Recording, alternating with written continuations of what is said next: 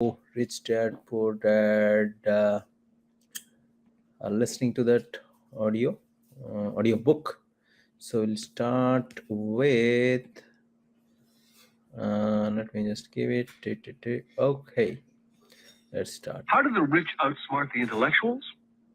Once the take from the rich tax was passed, cash started flowing into government coffers. Initially, people were happy. Money was handed out to government workers and the rich. It went to government workers in the form of jobs and pensions. It went to the rich via their factories receiving government contracts. The government became a large pool of money, but the problem was the fiscal management of that money. There really is no recirculation. In other words, the government policy, if you were a government bureaucrat, was to avoid having excess money. If you failed to spend your allotted funding, you risked losing it in the next budget. You'd certainly not be recognized for being efficient. Business people, on the other hand, are rewarded for having excess money and are recognized for their efficiency. As this cycle of growing government spending... So I think that's a very important point here. What Robert is sharing is about how the government, why he also hates, the income tax or the government's taxing the people, is because if you see, the business and the world of entrepreneurs or big businesses, enterprises versus the government, big government organizations, difference is governments, they have to spend that money, whatever has been budgeted, whatever has been allocated. So that means they are rewarded based on how much they spend, as opposed to an enterprise, a business where the shareholders, they like when the company has this cash reserve. So that means the spending should be less, and the profits or the revenue should be more. So that is very much contradictory to each other, quite a bit of a contrast there. So that's what he tries to explain. That's so insightful. Now let's go through it. continued, the demand for money increased, and the tax the rich idea was now being adjusted to include lower income levels, down to the very people who voted it in, the poor and the middle class. True capitalists used their financial knowledge to simply find a way to escape. They headed back to the protection of a corporation. A corporation protects the rich. But what many people who've never formed a corporation do not know is that a corporation is not really a thing. A corporation is merely a file folder with some legal documents in it, sitting in some attorney's office, registered with a state government agency. It's not a big building with the name of the corporation on it. It's not a factory or a group of people. A corporation is merely a legal document that creates a legal body without a soul. The wealth of the rich was once again protected. Once again, the use of corporations became popular once the permanent income laws were passed, because the income tax rate of the corporation was less than the individual income tax rates. In addition, as I said earlier, certain expenses could be paid with pre-tax dollars within the corporation. This war between the haves and the have-nots has been going on for hundreds of years. It's the take from the rich crowd versus the rich. The battle is waged whenever and wherever laws are made. The battle will go on forever. The problem is, the people who lose are the uninformed, the ones who get up every day and diligently go to work and pay taxes. If they only understood the way the rich play the game, they could play it too. Then they would be on their way to their own financial independence. This is why I cringe every time I hear a parent advise their children to go to school so they can find a safe, secure job. An employee with a safe, secure job without financial aptitude has no escape. Average Americans today work 5 to 6 months for the government before they make enough to cover their taxes. In my opinion, that is a long time. The harder you work, the more you pay the government. That's why I believe that the idea of take from the rich backfired on the very people who voted it in. Every time people try to punish the rich don't simply comply, they react. They have the money, power, and intent to change things. They do not just sit there and voluntarily pay more taxes. They search for ways to minimize their tax burden.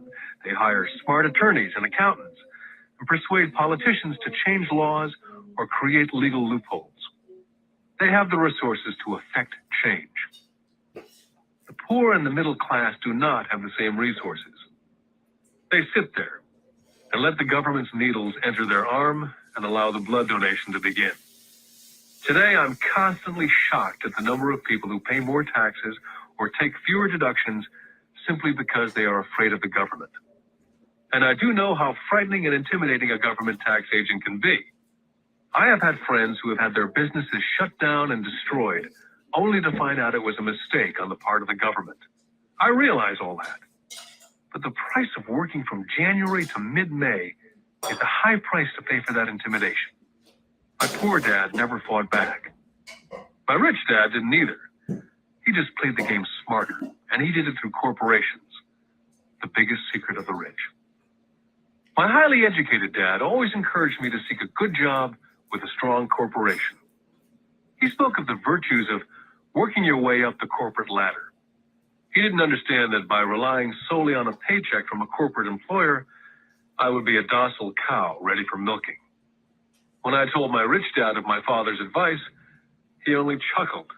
Why not own the ladder, was all he said. As a young boy, I didn't understand what Rich Dad meant by owning my own corporation. It was an idea that seemed impossible and intimidating. Although I was excited by the idea, my youth would not let me envision the possibility that grown-ups would someday work for a company I would own. The point is, if not for my rich dad, I would have probably followed my educated dad's advice. It was merely the occasional reminder of my rich dad that kept the idea of owning my own corporation alive and kept me on a different path. By the time I was 15 or 16, I knew I was not going to continue down the path my educated dad was recommending. I did not know how I was going to do it, but I was determined not to head in the direction most of my classmates were heading. Now that's a very powerful statement, So very earlier on in his life, and in 15, 16, when you realize that, and it's clear in your head that what exactly you want to do, so that's profound. That's very powerful. So I think just teaching the kids as well, or letting them know. I wish all of us should have known about how the tax laws work, and the owning a corporation, and how you can you imagine, it talks about if you are at the 40% income tax bracket. So that means out of a year from January to December, if you are working, that's a very good analysis, is that until May you are working for the government. So that means first 4 months you are working for the government and working for all the people who will be benefited out of your your work, the tax what you pay out of it. So that completely 40% is gone to government exchequer, and rest whatever you have, then he says that you work for the banks then, because you have a huge mortgage, and you pay your mortgage off from that income, with the interest payment and all. So you're working for the bank.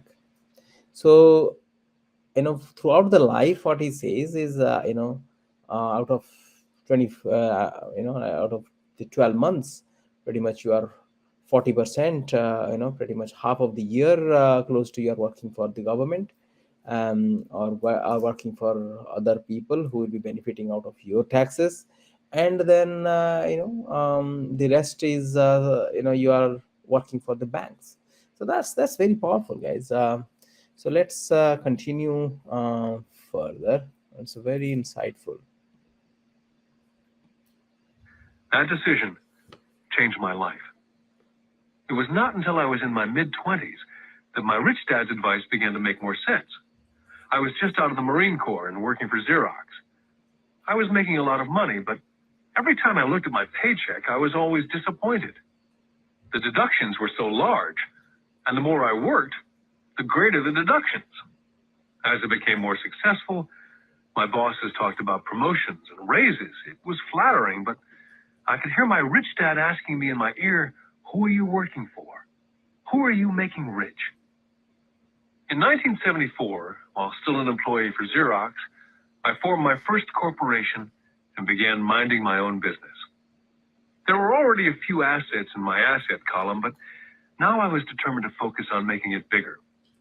Those paychecks with all the deductions made all the years of my rich dad's advice make total sense. I could see the future if I followed my educated dad's advice. Many employers feel that advising their workers to mind their own business is bad for business. I'm sure it can be for certain individuals, but for me, focusing on my own business, developing assets, made me a better employee. I now had a purpose.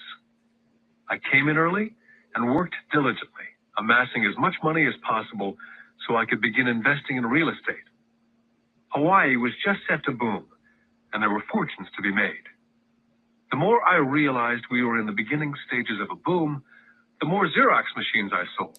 The more I sold, the more money I made, and of course, the more deductions there were from my paycheck. It was inspiring. I wanted out of the trap of being an employee so badly that I worked harder, not less. By 1978, I was consistently one of the top 5 salespeople in sales, often number 1. I badly wanted out of the rat race. In less than 3 years, I was making more in my own little corporation, which was a real estate holding company, than I was making at Xerox. And the money I was making in my asset column in my own corporation was money working for me, not me pounding on doors selling copiers. My rich dad's advice made much more sense. Soon the cash flow from my properties was so strong that my company bought me my first Porsche. My fellow Xerox salespeople thought I was spending my commissions. I wasn't. I was investing my commissions in assets. My money was working hard to make more money. Each dollar in my asset column was a great employee, working hard to make more employees and buy the boss a new Porsche with before-tax dollars. I began to work harder for Xerox. The plan was working, and my Porsche was the proof. By using the lessons I learned from my rich dad, I was able to get out of the proverbial rat race of being an employee at an early age. It was made possible because of the strong financial knowledge I'd acquired through these lessons. Without this financial knowledge, which I call my financial IQ, my road to financial independence would have been much more difficult. I now teach others through financial seminars in the hope that I may share my knowledge with them.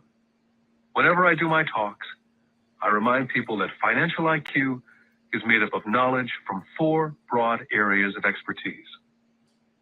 The first area is accounting, what I call financial literacy, a vital skill if you want to build an empire. The more money you're responsible for, the more accuracy is required, or the house comes tumbling down. This is the left brain side, or the details. Financial literacy is the ability to read and understand financial statements. This ability allows you to identify the strengths and weaknesses of any business. The second is investing, what I call the science of money-making money.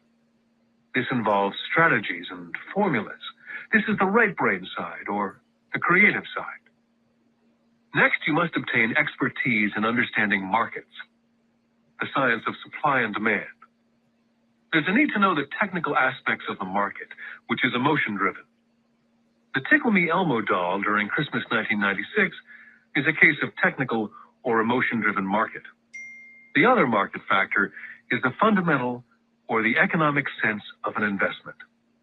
Does an investment make sense, or does it not make sense based on the current market conditions? Finally, you must understand the law. For instance, utilizing a corporation wrapped around the technical skills of accounting, investing, and markets can aid explosive growth. An individual with the knowledge of the tax advantages and protection provided by a corporation can get rich so much faster than someone who's an employee or a small business sole proprietor. It's like the difference between someone walking and someone flying. The difference is profound when it comes to long-term wealth. A corporation can do so many things that an individual cannot, like pay for expenses before it pays taxes. That is a whole area of expertise that is so exciting, but not necessary to get into unless you have sizable assets or a business. Employees earn and get taxed, and they try to live on what's left. A corporation earns, spends everything it can, and is taxed on anything that's left. It's one of the biggest legal tax loopholes that the rich use. Coordinated. The land owned the wealth. Then it was factories and production. It's on making it bigger. Those paychecks with all the deductions made all the years of my rich dad's advice make total sense. I could see the future if I followed my educated dad's advice. In less than 3 years, I was making more in my own little corporation, which was a real estate holding company. So yeah, his business, less than 3 years, so he got to a very good level, and that was the real estate holding company. So that means so that means he got into real estate, and that cash flow what he was getting out of the um, his real estates, that was making more income than what he was making from his Xerox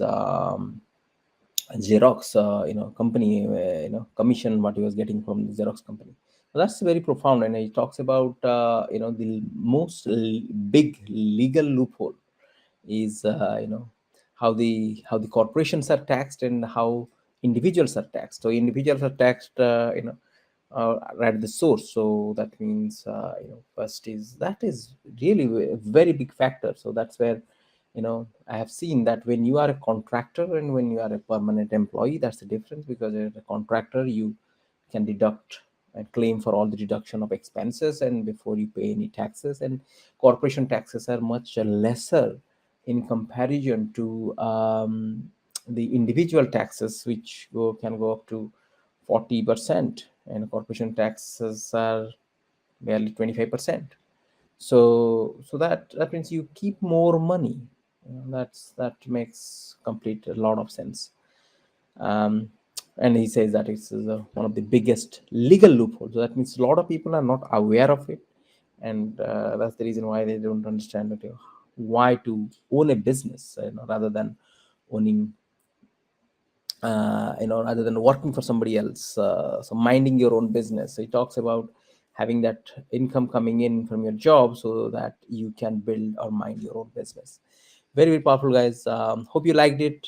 So I will so if you want to download a copy of the chapter wise, so that means this is, I think, as chapter 4 summary. So you can download it as well following that link below, and you can download the chapter 4 summary. Okay, so that we are done for the day.